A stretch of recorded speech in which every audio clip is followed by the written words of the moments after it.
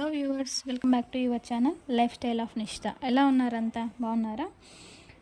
ఈరోజు వీడియో వచ్చి కార్తీక మాసం 21వ రోజు చేసుకోవాల్సినటువంటి పారాయణం. కార్తీక పురాణం చదివే వాళ్ళకి ఎంత పుణ్యమో వినే వాళ్ళకు కూడా అంతే పుణ్యమని మన పురాణాల్లో చెప్పబడింది. ఇకపోతే 21వ రోజు బహుళ షష్ఠి, కుమారస్వామిని ఆరాధించాలి, గ్రామ దేవతను పూజించాలి, పంటితో నమిలి తినే పదార్థాలను తినకూడదు, ఉల్లి, ఉప్పు, కారం, ఉసిరి తినకూడదు. విజయ ప్రాప్తి, కళ్యాణ ప్రాప్తి, జ్ఞాన ప్రాప్తి కలుగుతుంది. శక్తి కొలది దానం చేయాలి. 21వ రోజు చేయవలసినటువంటి పారాయణం. యుద్ధంలో పురంజయుని ఓటమి. యుద్ధరంగంలోన దూకిన పురంజయునకు కాంబోజాది రాజులకు భయంకరమైన యుద్ధం జరుగుతున్నది. ఆ యుద్ధంలో రధికునితోనూ అశ్వసైనికునితోనూ గజసైనికునితో పదాతి సైనికులతో ఖడ్గ, గద, బాణ, పరశువు మొదలగు ఆయుధాలు ధరించి ఒకరిని మరొకరు ఢీకొనుచు, హృంకరించుకొనుచు, సింహనాదాలు చేయుచు, భేరీ దుందుబులు వాయించుకుంటూ, శంఖాలను పూరించుకుంటూ ఉభయ సైన్యములు విజయం కొరకు పోరాడుచున్నారు. ఆ రణభూమి నందు ఎటు చూసినా తెగిన మొండాలు, తలలు, చేతులు, హాహాకారములతో దీనా వ్యవస్థలో వినిపిస్తున్న ఆక్రందనలు, ఆ మహాయుద్ధంలో వీరత్వము చూపి చనిపోయిన ప్రాణుల్ని తీసుకెళ్లడానికి దేవదూతలు పుష్పక విమానంపై వచ్చారు. భయంకరమైన ఆ యుద్ధము సూర్యాస్తయమున వరకు జరిగినది. కాంబోజాది రాజులు సైన్యము 3 ఔక్షిణులు ఉన్న పురంజయుని సైన్యమును అతి సాహసంతో పట్టుదలతో ఎదిరించినది. పెద్ద సైన్యము ఉన్నను పురంజయునికి అపజయమే కలిగింది. ఆనాటికి యుద్ధం ముగిసినది. మెల్లగా చీకటి ఆవరిస్తున్న సమయంలో శత్రువులను తప్పించుకొని రహస్య మార్గం గుండా రాజభవనానికి వచ్చాడు.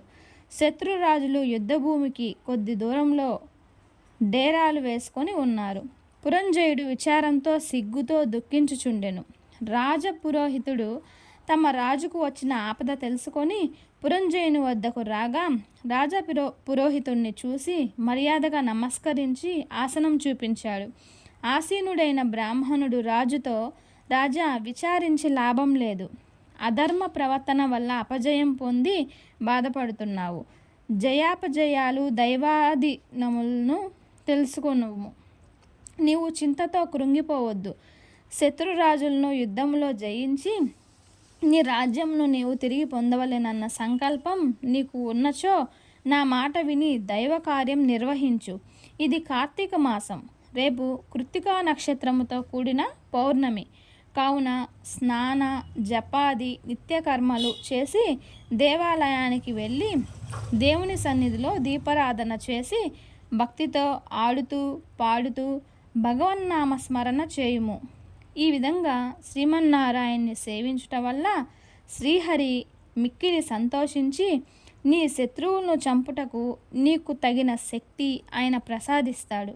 కనుక రేపు ఆ విధంగా చేసి శత్రుమూకలను చండాడి నీ రాజ్యాన్ని కాపాడుకోండి.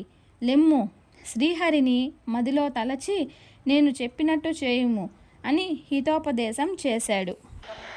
అపవిత్రః పవిత్రా వా సర్వావస్థాన్ గతోపి వా యస్మరేత్ పునరీకాక్షాం సభాభ్యాం తరఃశుచిః.